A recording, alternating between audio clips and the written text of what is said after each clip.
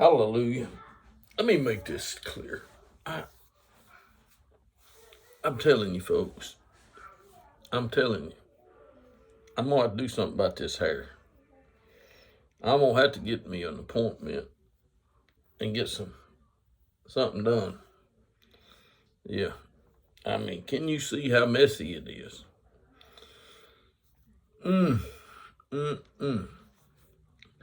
Now, let me get started on this. I'm sorry to let you know that there's a group of people under the influence of the evil one, and they don't know it. They absolutely don't know it. They won't let the truth come out because it will mess up their playhouse. And God's fixing to mess up the playhouses. God is fixing to shake everything that can be shaken. And I don't think you know how God shakes things. I really don't. This is 2023. It's December. And this is the first Sunday of December. Yeah, I am in this room. I have 2 phones and a Big Mac sitting right there. I got enough equipment right here to do whatever. I don't know what you got. I ain't bragging about what I got. But if you got any sense at all, you ought to believe what Jesus said about his Father in heaven. And stop trying to convince people that Jesus is your Father in heaven. I am sick and tired of listening to the deceived, the deception, the lie. Is it okay to not like the lie? Can you understand the lie? What is the lie? You see my hand? There's no question about it. I got 5 fingers and a ring on that hand. This ring, matter of fact, it used to be a tooth in my mouth. Oh, how about that? I know it don't matter. But if you think Jesus is God, and you think that Jesus is living in you, seriously, how did you come to that conclusion? You couldn't have come to it unless you heard somebody tell you some junk. Because I can assure you that Jesus didn't come from heaven before he went to heaven. I mean, come on, friends, whatever. Jesus did not come from heaven until after he went to heaven. What is wrong with you? You've got a book. It's got information in it. And somebody told you, oh, that book is so hard for you to understand, but I can explain it to you how God became a man. No, folks. My God,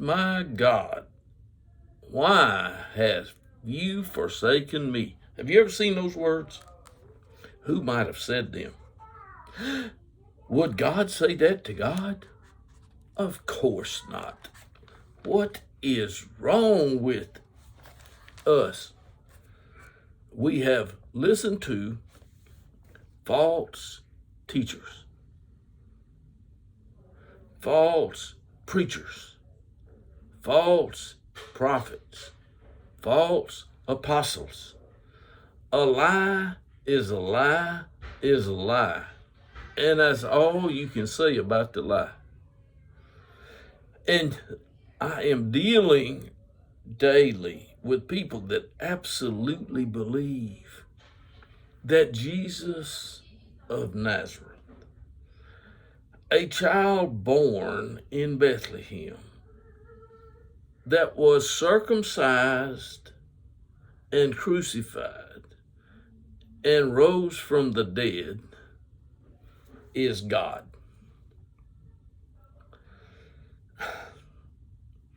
I have to keep doing this, folks. I do. I have to keep telling people the truth. I will get a haircut. I promise.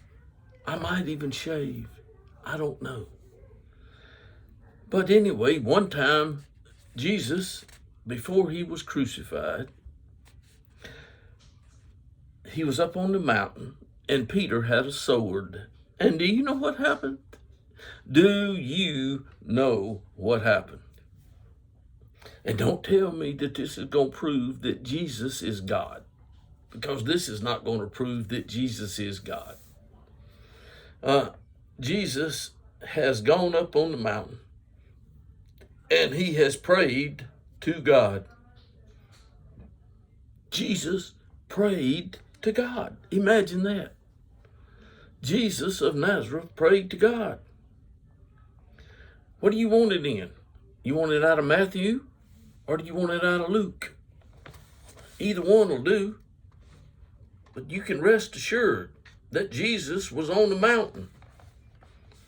I don't know if you can find out about the man's ear getting cut off in Luke, but I do know you can find that Peter cut a man's ear off with a sword, or cut it very badly. I don't know if it was off or not. All I know is Jesus healed the man. Jesus did not heal the man. His Father healed the man, okay? When will people ever learn that Jesus was only the one carrying the power that had come from heaven when he had been baptized by John? Do you understand? If you don't understand the simple things, you're never going to understand something that's not quite so simple. Jesus is the one who told, I'm going to read, this is from Luke chapter 20. Jesus said to them, the sons of this age marry, and the women are given in marriage, but those who are considered worthy to attain to that age and the resurrection from the dead neither marry nor are given in marriage. Do you hear me? For they cannot even die anymore, for they are like angels. Did you know angels can't die? But men can. Women can. Babies can. Jesus did. Jesus died, friends. Jesus died. I'm going to look at it. I'm looking at it. Jesus said, for they are like angels and are sons of God, being sons of the resurrection. Sons of the resurrection. God has not raised himself from the dead. God has never been dead. Do you understand, folks? I'm pleading with you. Listen to Jesus. But as for the fact that the dead are raised, even Moses revealed this in the passage about the burning bush, where he calls the Lord the God of Abraham, the God of Isaac, the God of Jacob. Now he is not the God of the dead, but of the living, for all live to him. Do you hear what Jesus said? My God in heaven. Jesus knew God in heaven. He's explaining things because he's getting information from God. Jesus is not God Almighty. And the scribes said, Teacher, you have spoken well. For they did not have the courage to question him any longer about anything. I mean, that's a pretty silencer. You understand? But he said to them anyway. Jesus said to them, how is it that they say the Christ is David's son? For David himself says in the book of Psalms, the Lord said to my Lord, sit at my right hand until I make your enemies a footstool for your feet. Therefore David calls him Lord, and so how is he his son? And the people heard him say it. These people heard Jesus say it. What's the next thing Jesus said? Beware of the scribes who like to walk around in long robes and love personal greetings in the marketplace and chief seats in the synagogues and places of honor at banquets, who devour widows' houses and for appearance sake offer long prayers. These will receive all the more condemnation. Now, who is going to condemn them and produce this? Jesus is warning these people. Jesus, over 2,000 years ago, is telling these people these things. Jesus has not been crucified. Jesus has not died and been raised from the dead. He is not the son or a son of the resurrection at this time. Seriously, folks, I'm sure. And Jesus told the people a lot of things. In chapter 22 of Luke, the feast of unleavened bread, which is called the Passover, was approaching. This was a long time ago. This wasn't last week.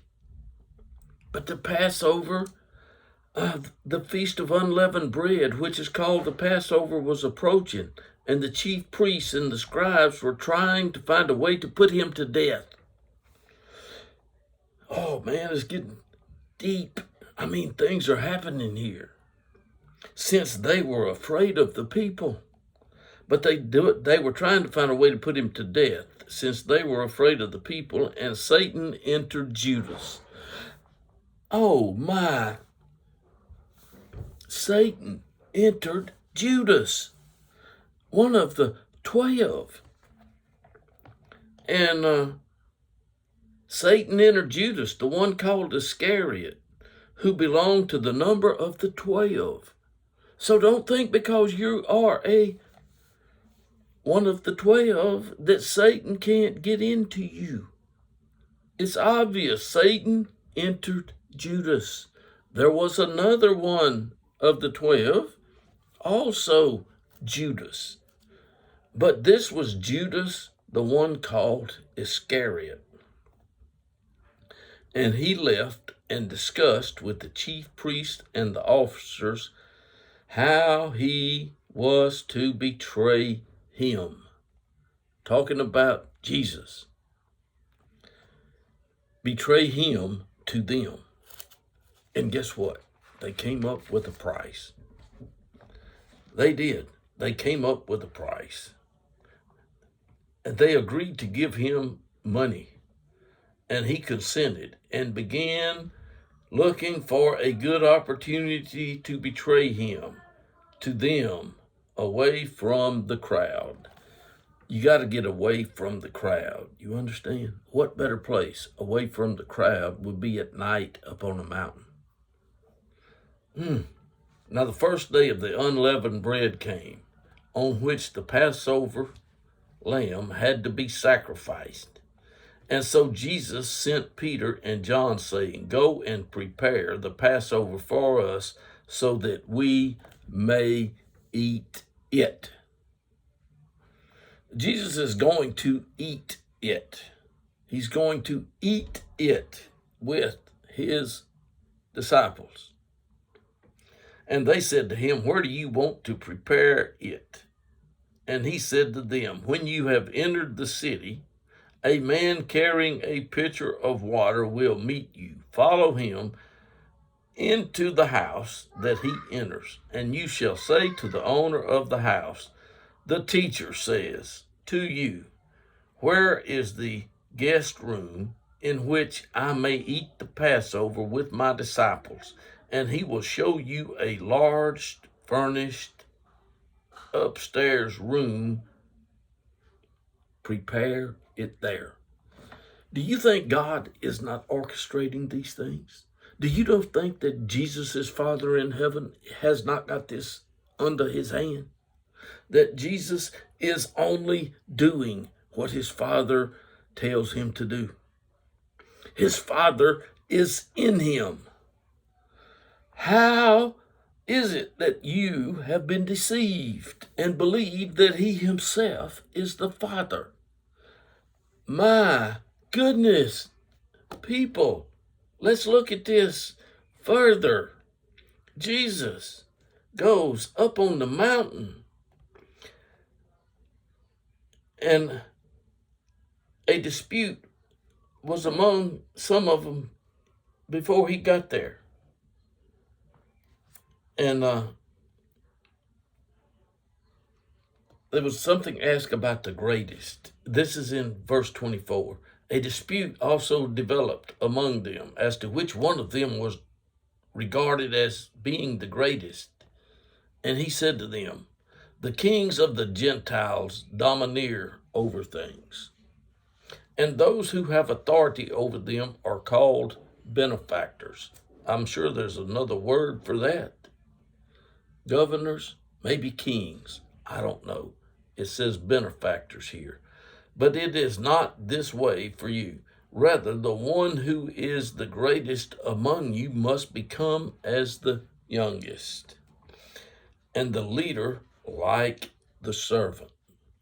For who is greater, the one who reclines at the table or the one who serves? Is it not the one who reclines at the table? But I am among you as the one who serves.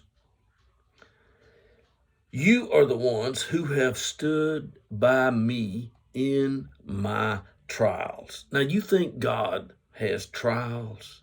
Do you really believe that God has appeared and that God is here and that God is doing these things?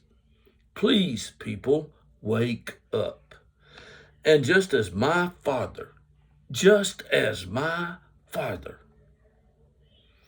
do you hear this? Just as my Father has granted me a kingdom, I grant you that you may eat and drink at my table in my kingdom.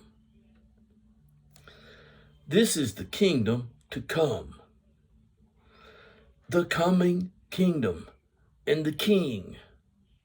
Who is preparing all this? Folks, it's not Jesus that's doing the preparations. God wants us to know,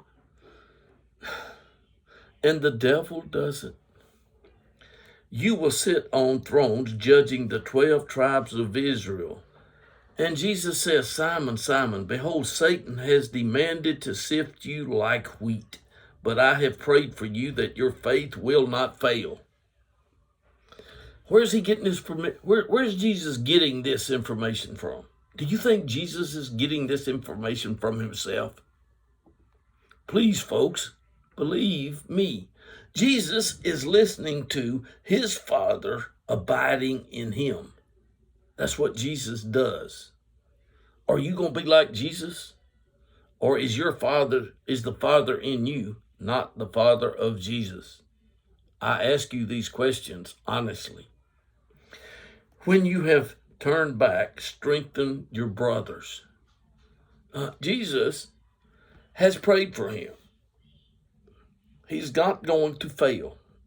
He's going to do some things that God has determined that happen. But no trial has come upon you that there's not a way out. Who sets up the test? Jesus is not the one that sets up the test, okay? But he said to him, Lord, I am ready to go with you both to prison and to death. That's how Peter absolutely felt. And Peter said, and Jesus said, this is Jesus saying to him, by the Spirit of God, his Father abiding in him.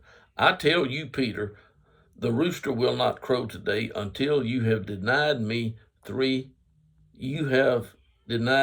times that you know me. I am reading from the NASB 2020 Bible. So if you're not looking at the NASB 2020 Bible, you will not find these words as I am reading them. And he said to them, when I sent you out without money belt and bag and sandals, you did not lack anything, did you? Of course they didn't. All right, they going into the garden. But Jesus tells them, but now whoever has a money belt is to take it along, likewise also a bag, and whoever has no sword is to sell his cloak and buy one. Do you understand what Jesus just told them? If you don't have a sword, buy one. If you have to sell your cloak.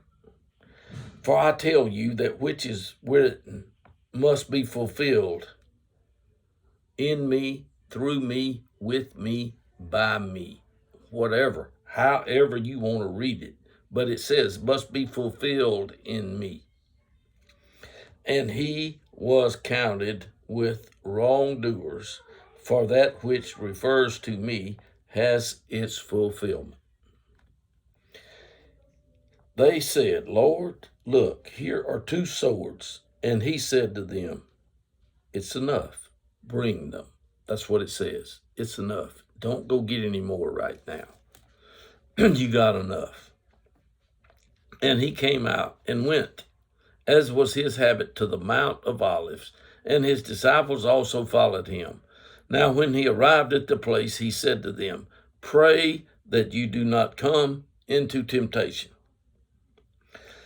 And he withdrew from them about a stone's throw away and knelt down and began praying, saying, Father, if you are willing, remove this cup from me, yet not my will, but yours be done. Look, folks, if you can't figure out that Jesus is not God, I really don't know what I can do for you. I really don't. I mean, I just don't know what I can do for you. And he was praying very fervently, and his sweat became like drops of blood falling down upon the ground. When he rose from prayer, he came to the disciples and found them sleeping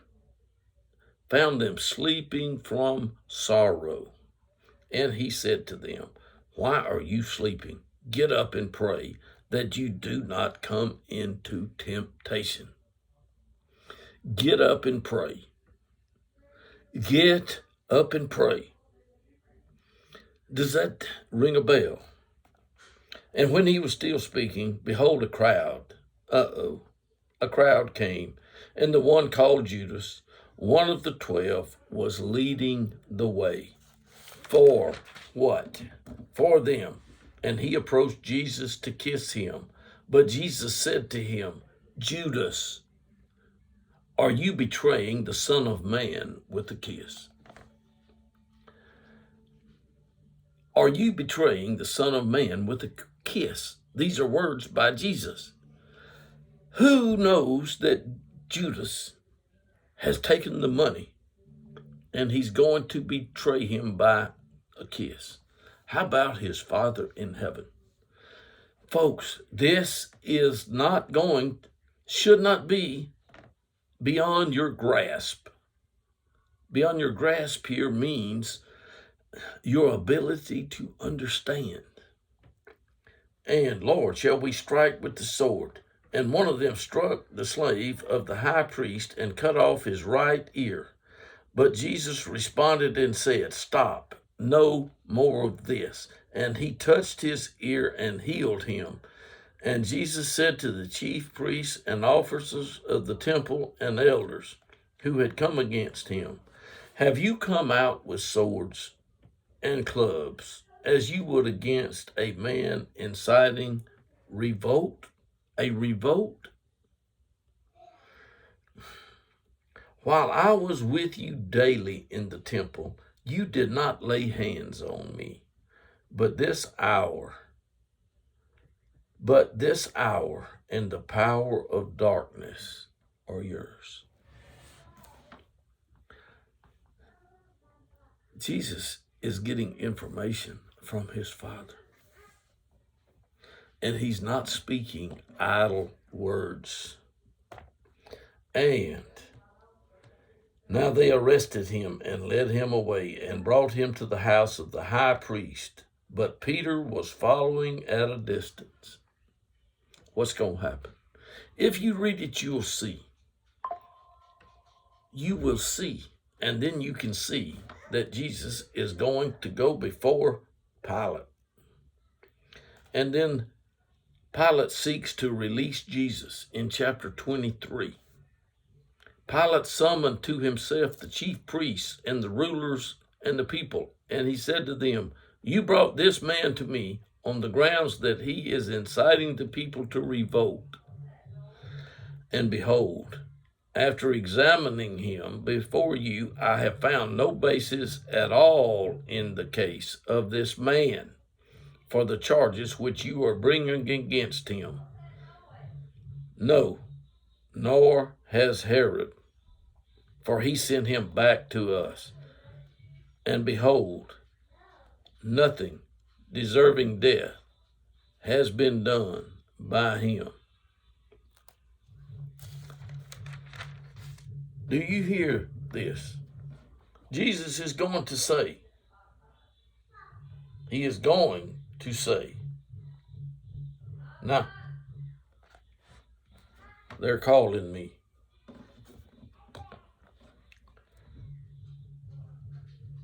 He got crucified, and the sign above his head, there was an inscription above him.